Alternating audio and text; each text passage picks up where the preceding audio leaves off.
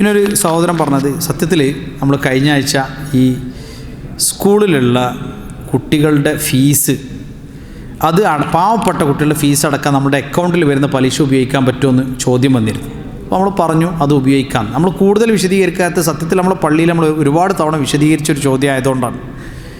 അപ്പോൾ പല ആൾക്കാർക്ക്, ഒരുപാട് ആൾക്കാർക്ക് ഡൗട്ട്, സംശയം, എന്താ അങ്ങനെ പറഞ്ഞത്, പലിശ നമ്മൾ ഒരു നിലക്ക് ഉപയോഗിക്കാൻ പറ്റില്ല എന്നല്ലേ. നമ്മൾ പൈസ പലിശക്ക് കൊടുത്ത് പലിശ ഉണ്ടാക്കിയിട്ട് ആൾക്കാരെ സഹായിക്കണം എന്നല്ല പറഞ്ഞത്. നിർബന്ധിത സാഹചര്യത്തിൽ നമ്മൾ ആഗ്രഹിക്കാതെ തന്നെ നമ്മളുടെ കയ്യിലേക്ക് ഹറാമായ നിഷിദ്ധമായ ഒരു ധനം കടന്നു വന്നാൽ ആ ധനത്തിനെ എങ്ങനെ തഖല്ലുസ് ചെയ്യണം എന്ന് പണ്ഡിതന്മാർ പഠിപ്പിച്ചിട്ടുണ്ട്.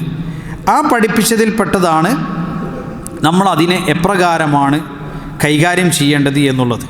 ഇവിടെ നമുക്ക് കാണാൻ സാധിക്കും, ഒന്ന്, ഷെയ്ഖ് ബിൻ ബാസ് റഹിമഹുല്ലയോട് ചോദിക്കാണ്, ഇത്തരത്തിൽ പലിശയുടെ പണം അക്കൗണ്ടിലേക്ക് വന്നാൽ, ഇസ്ലാമികമായ സംവിധാനം ഇല്ലാത്തൊരു നാട്ടിൽ, ഉള്ളൊരു നാട്ടിൽ അതിനെക്കുറിച്ചിട്ട് ചോദ്യം വരുന്നില്ല, കാരണം അവിടെ ആ സംവിധാനമാണ് അയാൾ ഉപയോഗിക്കേണ്ടത്.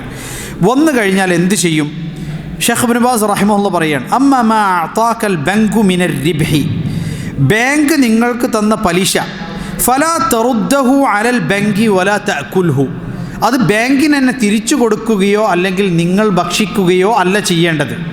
നിങ്ങളത് എടുക്കാനും പാടില്ല, അത് ബാങ്കിന് തിരിച്ചു കൊടുക്കാനും പാടില്ല. ബൽ ഇസ്റിഫ്ഹു ഫി വുജൂഹിൽ ബിർ, നല്ല കാര്യങ്ങൾക്ക് വേണ്ടി നിങ്ങൾ അതിനെ ചിലവഴിച്ച് തഖല്ലുസ് ചെയ്യുക. അതായത് എന്തായാലും കയ്യിലേക്ക് വന്ന് ഇത് നശിപ്പിക്കുകയാണോ വേണ്ടത്? അല്ല, അത് നല്ല കാര്യങ്ങൾക്ക് നൽകി കയ്യിൽ നിന്ന് ഒഴിവാക്കണം, തഖല്ലുസ് ചെയ്യണം. കസ്സദഖത്തി അലൽ ഫുഖറ, പാവപ്പെട്ടവർക്ക് ദാനമായി കൊടുക്കുക. വ ഇസ്ലാഹി ദൗറാത്തിൽ മിയാഹ്, അല്ലെങ്കിൽ ഈ പൊതു ടോയ്ലറ്റുകളോ അങ്ങനെയുള്ള സംഗതികളൊക്കെ ഉണ്ടല്ലോ, അത് നന്നാക്കാനും അത്തരം കാര്യങ്ങൾക്കൊക്കെ വേണ്ടി നൽകുക. വ മുസാഅദത്തിൽ ഖുറമാഇൽ ആജിസീന അൻ ഖദാഇ ദുയൂനിഹിം, കടം വീട്ടാൻ സാധിക്കാത്ത പാവപ്പെട്ട കടക്കാരുണ്ടെങ്കിൽ അവരുടെ കടം വീട്ടാനൊക്കെ നൽകാം. അങ്ങനെ ഉള്ള കാര്യങ്ങൾക്ക് നിങ്ങൾ ചിലവാക്കിയിട്ട് നിങ്ങൾ എന്ത് ചെയ്യണം? നിങ്ങളത് ഉപയോഗിക്കരുത് എന്നാണ്. അപ്പോൾ ഇവിടെ ചില സഹോദരങ്ങൾ ഭയങ്കര കർക്കശമായിട്ട് യാതൊരു വിവരമില്ലാതെ പലിശൻ്റെ പൈസ ആണല്ലോ ഇങ്ങനെ കൊടുക്കാൻ പറ്റും എന്നൊക്കെ പറയണത്, എന്താവസ്ഥയാണ് ഇയാളെ കഥ എന്നൊക്കെ ചോദിക്കുന്നുണ്ട്. അപ്പോൾ അവരുടെ പലിശനോടുള്ള ആ ഒരു ഇത് അൽഹംദുലില്ലാ ഗൗരവം, അവർ പലിശനെ അത്രയും ഗൗരവത്തിൽ കാണുന്നതുകൊണ്ടാണല്ലോ, അൽഹംദുലില്ലാ, അത് വളരെ നല്ല ഹൈറാണ്.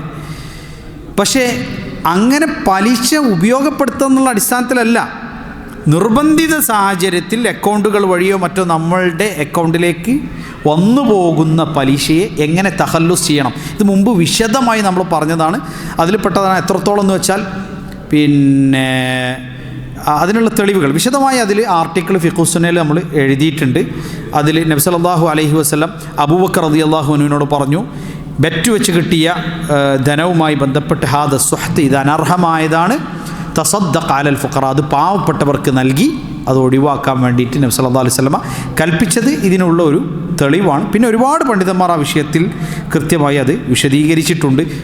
നമ്മൾ ഒരർത്ഥം ഇത് ദീനിയായ കാര്യമല്ലേ, എനിക്ക് എൻ്റെ അഭിപ്രായം വന്നിട്ട് ഇവിടെ നിന്ന് ഇങ്ങനെ പറയാൻ പറ്റുമോ? പറ്റില്ലല്ലോ. മാത്രമല്ല ഞാൻ ഇപ്പോൾ എന്തെങ്കിലും ഇവിടുന്ന് പറഞ്ഞു പോയാൽ അതിൻ്റെ ഉത്തരവാദിത്വം എനിക്കില്ലേ?